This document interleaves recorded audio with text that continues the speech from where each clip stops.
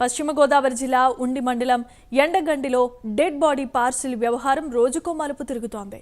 తులసి రేవతికి ఆశతగాదాలు ఉన్నట్లుగా తెలుస్తోంది. Dead body పార్సిల్ను తులసి తల్లిదండ్రుల ఇంటికి తీసుకొచ్చిన సమయంలో అదే గ్రామంలో రేవతి భర్త గ్రామంలో ఉండటం పలు అనుమానాలు కలుగుతున్నాయి. అప్పటి నుంచి సుధీర్ కనిపించకపోవడంతో ఆ దిశగా పోలీసులు ఆరా తీస్తున్నారు. డెడ్ బాడీ ఎవరిది అనే దానిపై ఇంకా విచారణ జరుగుతోంది. తాడేపల్లిగూడెం సమీపంలో సాగిపాడులో ఆటోలో డెడ్ బాడీని పెట్టెలో మహిళ పెట్టినట్లు గుర్తించారు. దీనిపై అన్ని కోణాల్లో దర్యాప్తు కొనసాగుతోంది.